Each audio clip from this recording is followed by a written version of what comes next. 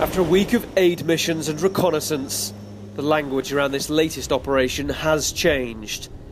The Prime Minister has talked about using the UK's military prowess, but not in a full-blown conflict. Britain is not going to get involved in another war in Iraq. We're not going to be putting boots on the ground. We're not going to be sending in the British Army. Yes, we should use all the assets that we have, our diplomacy, our political relationships, our aid, the military prowess and expertise that we have to help others. We should use these things as part of a strategy to put pressure on Islamic State and to make sure this terrorist organisation is properly addressed and it cannot cause mayhem on our own streets.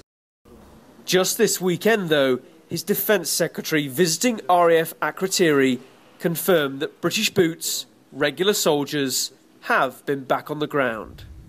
Boots on the ground sounds like a lot of soldiers, but in fact it was a small team that went into Erbil to assess whether or not it was safe for Chinook helicopters to land.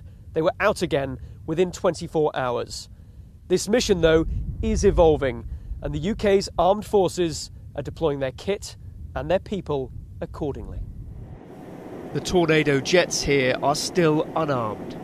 Their role is one of reconnaissance and helping the aid drops. But their pilots are back above Iraq. Some were here last time. We didn't expect to be quite back here so soon, if at all. So it's interesting from my perspective to come back and see some old sites that I've seen before, really. Is it a difficult country to survey and to work out the reconnaissance?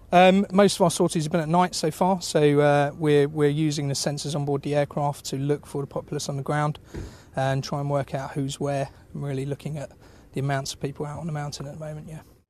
On the ground, the Peshmerga fighters are still ill-equipped.